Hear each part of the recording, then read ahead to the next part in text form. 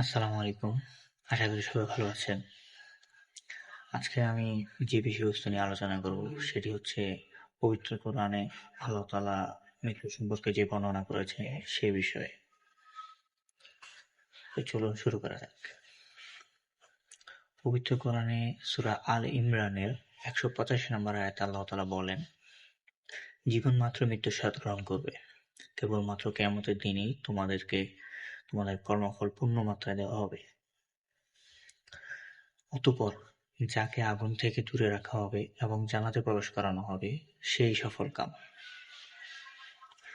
আর পার্থিব জীবনে ছলনাময় ভোগ ছাড়া আর কিছুই নয়। এমনকি সূরা বাকারার ২৮১ নম্বর আয়াতে আল্লাহ তাআলা বলেন, আর তোমরা সেই দিনের তাকওয়া অবলম্বন করো যেদিন তোমাদেরকে আল্লাহর দিকে ফিরিয়ে নেওয়া হবে। অতঃপর প্রত্যেককে যা সে অর্জন করেছে তা পুরোপুরি প্রদান করা হবে, আর তাদের প্রতি জুলুম করা হবে না। এটি হচ্ছে আল্লাহ তাআলা আমাদের মৃত্যুর পরে যে জীবন ব্যবস্থাটা রেখেছেন, মৃত্যু থেকে মৃত্যুর পরে যে ব্যবস্থাটা রেখেছেন, মানে হচ্ছে আল্লাহ তাআলা আমাদের মৃত্যুর পরে আমাদের দুনিয়াবি যত আমল আছে তার হিসাব করবেন এবং সে অনুযায়ী আমাদের পুরস্কৃত করবেন। আল্লাহ প্রথমেই এটি ঘোষণা করেছেন। এবং পবিত্র কোরআনে আমাদের মৃত্যুর যে প্রক্রিয়াটা, আমরা কিভাবে মৃত্যুবরণ করি, আল্লাহ সে বিষয়ে বর্ণনা করেছেন। সূরা কিয়ামা আয়াত ২৬ থেকে ৩০। আল্লাহ তাআলা বলেন, ২৬ নম্বর আয়াতে আল্লাহ বলেন, কখনো না যখন প্রাণ কণ্ঠাগত হবে, মানে হচ্ছে যখন আমাদের রূহ গলার এই জায়গাটায় চলে আসবে। আয়াত নাম্বার ২৭, এখন বলা হবে কে ছাড়বে, মানে হচ্ছে কে আপনাকে বাঁচাবে, এই একটা বিষয় আর কি। মানে তখন আপনার কেউ থাকবে না। এবং এটা হচ্ছে ২৮ নম্বর আয়াত, এবং সে মনে করে যে বিদায়ের ক্ষণ এসে গেছে। যখন আপনার রূহ কণ্ঠাগত হয়ে যাবে তখনই একমাত্র আপনি জানতে পারবেন যে আপনার মৃত্যু হচ্ছে বা মৃত্যু ঘটবে এখন। এর আগে আপনার এটা ভাবার কোনো রাস্তাই নেই যে আপনি জানবেনই না। আপনি ১ সেকেন্ড আগে বলতে পারবেন আপনি যে মারা যাবেন। এটা আল্লাহ তাআলা বলছেন।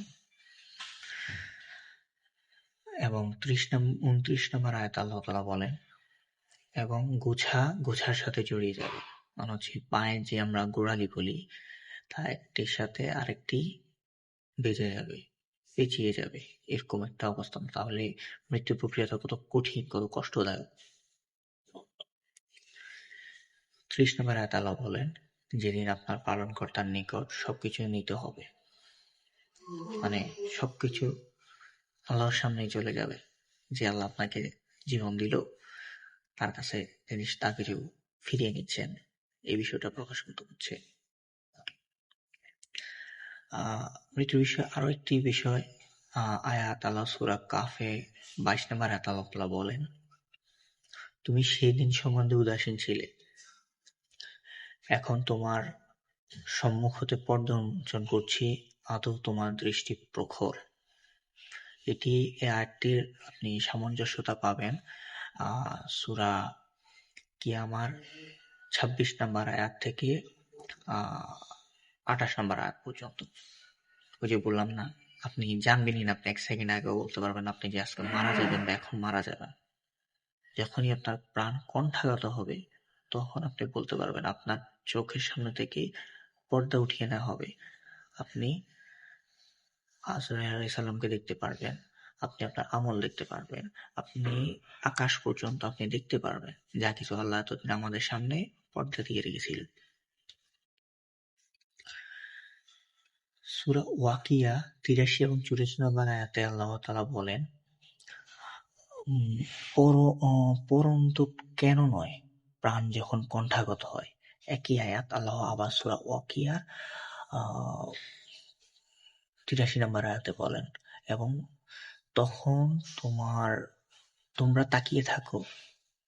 এই যে বললাম চোখের সামনে পর্দা উঠিয়ে নেওয়া হবে, এটা সূরা কাফের যে আয়াতটা ওটার সাথে সামঞ্জস্য।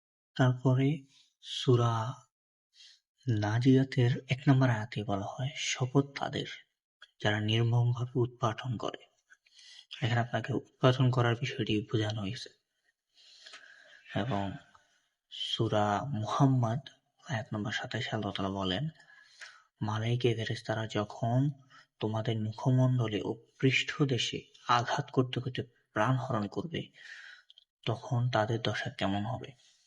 মানে হচ্ছে, যখন মৃত্যুর ফেরেশতা আপনার মুখে ও পৃষ্ঠদেশে পিঠে আঘাত করতে করতে আপনার রূহটা বের করে নিবে, তখন আপনার হালটা কেমন হবে? আপনি কতটা কষ্ট পাবেন? সূরা মুমিনুনের 99 নম্বর আয়াতে তখন বলা হয়, যখন তাদের কারো মৃত্যু উপস্থিত হয়, তখন সে বলে, হে আমার রব, আমাকে পুনরায় প্রেরণ করুন। তখন আমরা মৃত্যু সম্পর্কে আমরা যখন জানা হয়ে যায় যে আমি মরে যাচ্ছি, মৃত্যু হচ্ছে আমার, তখন রবের কাছে প্রার্থনা করা হয় যে আমাকে আবার পুনরায় দুনিয়াতে পাঠান। এটা হচ্ছে মৃত্যু, যখন মৃত্যু উপস্থিত হয়ে যায়, মৃত্যু হয়ে যায় তখন। এবং সূরা মুমিনুনের ওই আয়াতে বলে, যাতে আমি সৎ কাজ করতে পারি যা আমি পূর্বে করিনি। না, তখন আল্লাহ বলে, না, এটা হবার নয়, এটা তো আরেকটি উক্তি মাত্র। তাদের সামনে বারযাখ থাকবে পুনরুত্থান দিন পর্যন্ত। তাদের সামনে বারযাখ থাকবে। বারযাখ মানে হচ্ছে আমরা কিয়ামতের আগ পর্যন্ত আমাদের শরীর এখানে রাখা হবে। এবং সূরা কফের 19 নম্বর আয়াতে বলে, মৃত্যু যন্ত্রণা অবশ্যই আসবে, যেটা হতে তোমরা অব্যাহতি দিয়ে আসছো। মানে মৃত্যু অবশ্যই হবে, যেটাতে আমরা বাঁচতে চাই, সবসময় আমরা মরতে চাই না, তো এটা হবেই। এই জন্য মৃত্যু অনেক কষ্টদায়ক বিষয়। এটি যেমন বেদনাদায়ক তেমন কষ্টদায়ক। তবে আল্লাহ চাইলে সহজ হবে, আপনি সেই অনুপাতে আমল করতে হবে, আল্লাহর কাছে বেশি বেশি তওবা ইস্তেগফার করতে হবে, ফরজ ইবাদত গুরুত্ব সহকারে আগ্রহের সাথে অবশ্যই পালন করতে হবে, এবং নবী মুহাম্মদ সাল্লাল্লাহু আলাইহি ওয়াসাল্লামের সুন্নাহর উপর আমল করতে হবে। আপনি যদি কোরআন সুন্নাহর উপর আমল করেন, ইনশাআল্লাহ আল্লাহ আপনাকে সাহায্য করবে। ভালো থাকবেন। আসসালামু আলাইকুম।